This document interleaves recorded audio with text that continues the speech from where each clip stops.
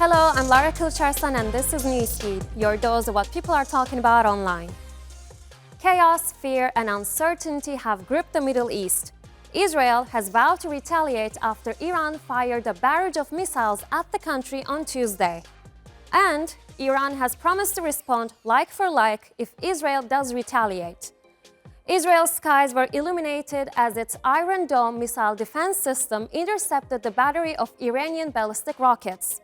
While the damage was minimal, the region feels like it's edging closer to all-out war.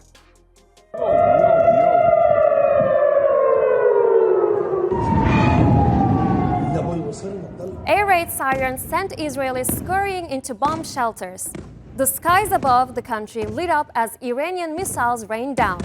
Rockets were also intercepted over the West Bank, with one Palestinian killed in Jericho by missile debris.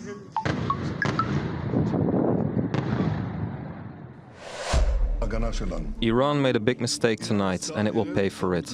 The regime in Iran does not understand our determination to defend ourselves and our determination to retaliate against our enemies. We will stand by the rule we established. Whoever attacks us, we will attack them. The Revolutionary Guard and Iran's armed forces are ready both defensively and offensively to repeat this operation with multiplied intensity. If the Zionist regime, which has gone insane, is not contained by America and Europe and intends to continue such crimes or do anything against our sovereignty or territorial integrity, tonight's operation will be repeated with much higher magnitude and will hit all their infrastructures. The United States military actively supported the defense of Israel, and we're still assessing the impact. But based on what we know now, the attack appears to have been defeated and ineffective. And this is testament to Israeli military capability and U.S. military. It's also a testament to intensive planning between the United States and Israel to anticipate and defend against the brazen attack we expected. Make no mistake, the United States is fully supportive of Israel. Iran's strike came moments before a shooting and stabbing spree in the Israeli port city of Jaffa. Police say 7 people were killed and several others injured. The shooting took place near a light rail station.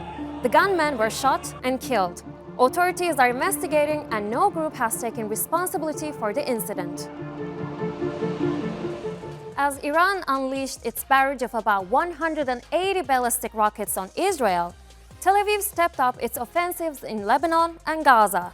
On Wednesday, Israeli airstrikes continued to pound Beirut's southern suburbs, and Tel Aviv issued a fresh warning for the residents of 24 towns in southern Lebanon to evacuate. Since Israel started its assault in Gaza, about 1,800 people have been killed in cross-border exchanges between Israel and Hezbollah in Lebanon. In the first direct clash between Israel and Hezbollah since the beginning of Israel's ground incursion, Hezbollah says it pushed back Israeli military in Odessa in southern Lebanon. As the crisis deepens, tens of thousands of Lebanese are fleeing from danger. Over 1 million people have been displaced since the Israeli strikes began. Now, many are seeking safety in another country already scarred by war. A mass exodus where the destination is just as dangerous as the place they left. Recent Israeli airstrikes on Hezbollah in Lebanon have triggered a massive displacement. Over 100,000 people are fleeing to Syria, a country already ravaged by its own civil war. The UN Refugee Agency is scrambling to provide aid at the border, but the scale of this crisis is overwhelming. Both Lebanese and Syrian nationals are caught in this desperate escape, seeking any semblance of safety. The humanitarian situation is dire, and the challenges are immense. After the deadly Israeli walkie-talkie and pager explosions, as well as airstrikes across Lebanon, Tel Aviv's assassination of Hezbollah leader Hassan Nasrallah, and ramped-up strikes on Houthi targets in Yemen, the Middle East is at its most vulnerable in decades. Iran entering the fray makes matters even more precarious. And with President Joe Biden on his way out, it's unlikely that Benjamin Netanyahu, who has seen his popularity rise after the Lebanon attack, has any political incentive to stop. There is a huge political vacuum at the moment that is seized up on by the current Netanyahu government, in the sense that the United States, which is the only country that can rein in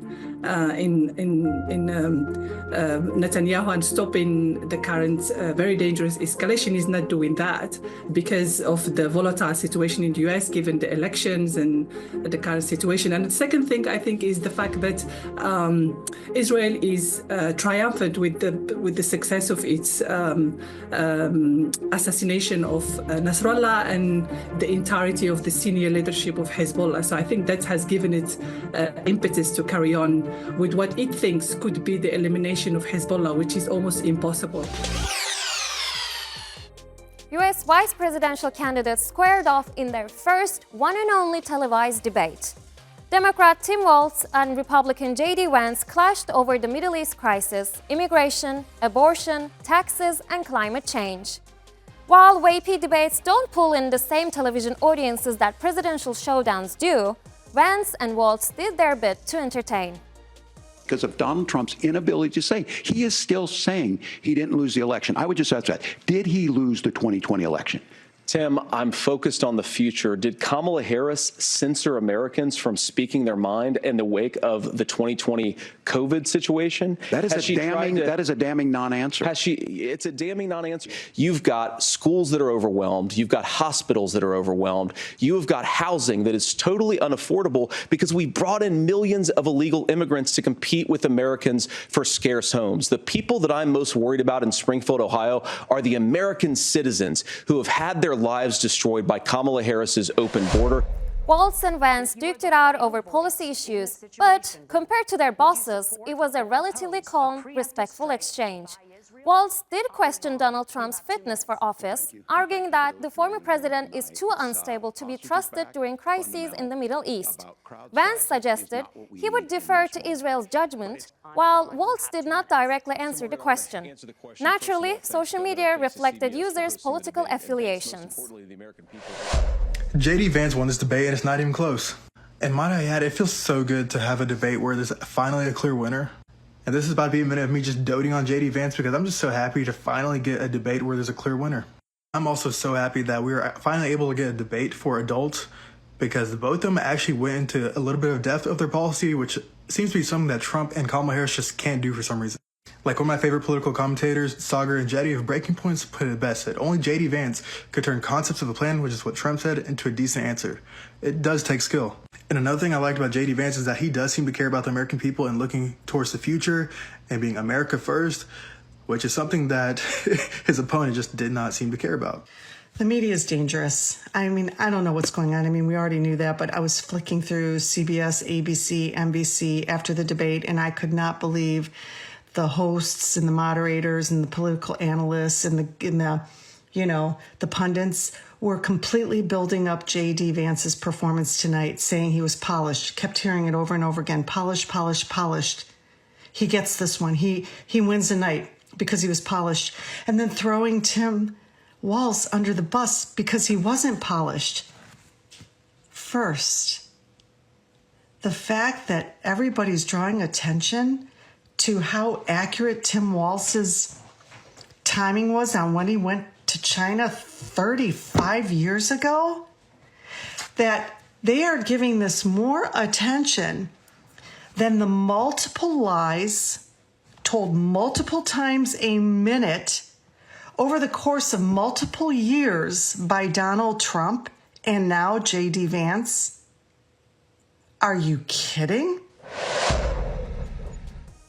With just a month left until the US elections, candidates are trying to win over the powerful cryptocurrency sector.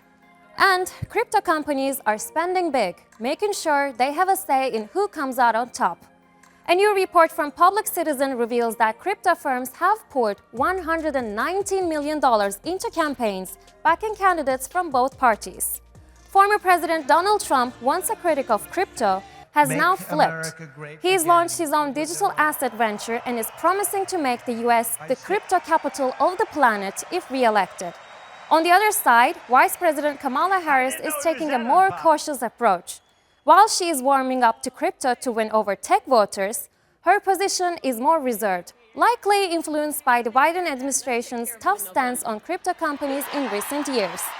For the big players in crypto, this election is their chance to support candidates who will protect their interests and shape laws in their favor. It seems Bitcoin has once again found itself at the center of political games in the US. According to a new survey from the crypto exchange Gemini, over 73% of Americans who own crypto said a candidate's stance on crypto will influence their choice in the presidential elections. 37% of respondents consider crypto a significant factor in their voting decision. For the first time in the US history, cryptocurrencies are having such a strong impact on the presidential race. Epic Games, the makers of Fortnite, are taking legal action against Google and Samsung over their restrictions on third-party app stores. The lawsuit, filed in the US, claims that Samsung's auto-blocker unfairly stops users from downloading apps outside of Samsung and Google's official platforms. The lawsuit claims that this auto-blocker limits competition by making it difficult for third-party app stores to distribute apps. While Samsung argues that the feature enhances security and user control, Epic calls it a coordinated effort with Google to maintain dominance in the Android app market.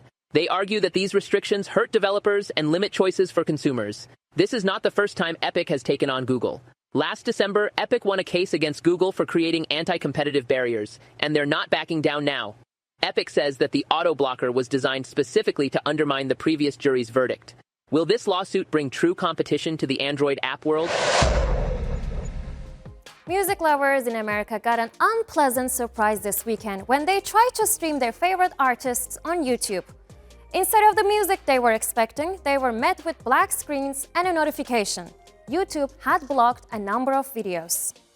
Did you just say you want to listen to one of your favorite songs on YouTube? I hate to break it to you, but that might not be happening. Because YouTube is fighting over a license that it has with a company called the SESAC, a music company that owns the rights to a lot of songs. And I learned this the hard way by trying to listen to Sexy Back over this past weekend to no avail. Several popular tracks, including songs by Adele, Bob Dylan, Green Day, and Rihanna, are currently unavailable on YouTube in the US. The issue stems from an expiring licensing deal between YouTube and the Society of European Stage Authors and Composers, with both sides struggling to reach a new agreement. YouTube says they are working to resolve it, but there is no set timeline for when updates will be available. This isn't just bad news for US music listeners, it's also a blow to content creators. When I got the copyright block, it was specifically on the warm-up song today, I took the video down, reshot the warm-up with a different song, re-uploaded it, and then like 5 more songs had a problem. So if you're mad, I was mad. And that's our show. Find our latest stuff on YouTube and do subscribe to our channel. See you soon.